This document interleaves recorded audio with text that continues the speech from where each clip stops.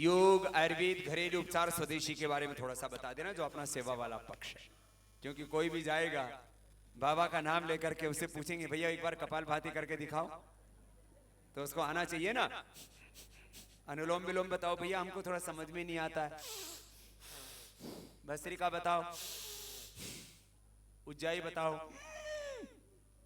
ब्राह्मरी बताओ, ओम, थोड़ा दो चार आसन बता दिया उसको, वज्रासन, पद्मासन, थोड़ा सा 12 आसन तो सबको आते हैं ना, 8 प्राणायाम सबको आते ही नहीं। आपको क्या, इस देश के 100 करोड़ और दुनिया के कई सौ करोड़, 200 देशों के 300, 400, 500 करोड़ लोगों को ये सब चीजें आ गई हैं। तो योग, आयुर्वेद, घरेलू उपचार और स्वदेशी के बारे में थोड़ी सी बात बता देना सबको, कि सबको योग, आयुर्वेद के बारे में, घरेलू उपचार के बारे में एक ही बात बताएं कि सब बीमारियों का समाधान, इलाज आपके ही भीतर। योग करने से वो भीतर की शक्ति जागेगी तो तुम्हें अपने भीतर से इलाज, भीतर से ही ज्ञान, भीतर से ही शक्ति, शांति, भीतर से ही भगवान। ये तो योग आयुर्वेद का ज्ञान हो गया।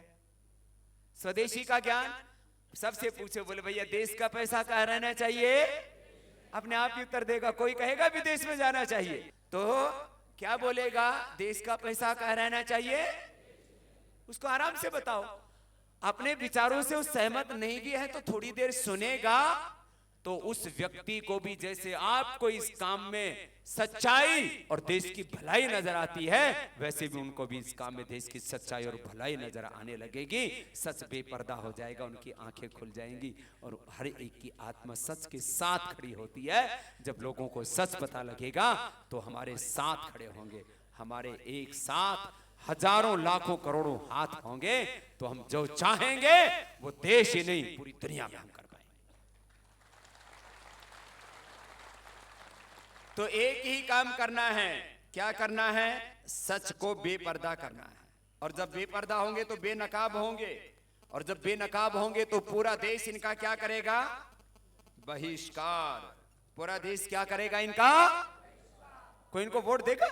अब ये पूरे आंकड़ेबाजी दिखा रहे हैं, मैं भी देख रहा हूं। इस बार का ये जो धर्म युद्ध होगा, इसमें निर्णायक शक्ति किसकी होगी, वोट की। निर्णायक शक्ति किसकी होगी।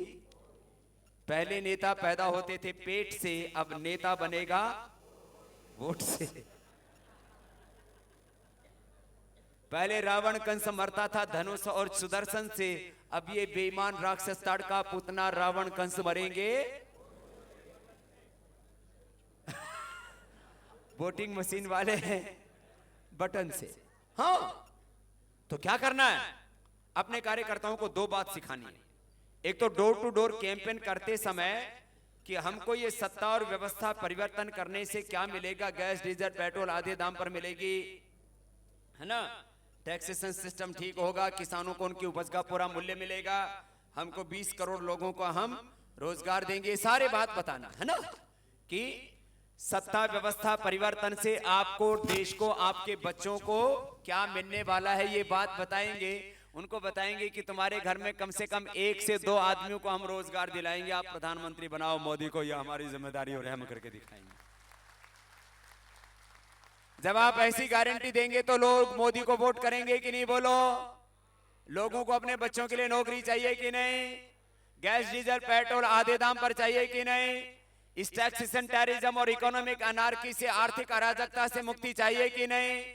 जब गैस, डीजल, पेट्रोल आधे दाम पर मिलेगा और 30 से 50% औसत चीजों का पैसा कम हो जाएगा तो महंगाई खत्म होगी कि नहीं। जब करोड़ों लोगों को रोजगार मिलेगा तो बेरोजगारी खत्म होगी कि नहीं। जब लोगों के पास पैसा होगा तो गरीबी खत्म होगी कि नहीं। ये महंगाई, बेरोजगारी, गरीबी तो इन्होंने जानबूझ करके इस देश पर लादी हुई है। अरे हमको भीख नहीं चाहिए, हमको अपना अधिकार दे दीजिए, हम तो जन्म से ही समृद्ध है, जन्म से ही धनवान है, हम जाति मजहब के कारण से गरीब दरिद्र नहीं।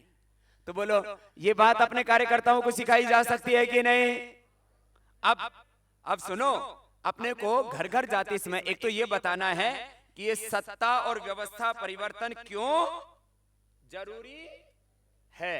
तो एक तो ये परिवर्तन के बारे में, परिवर्तन क्यों लाना है, एक तो ये सिखाना है, ठीक है।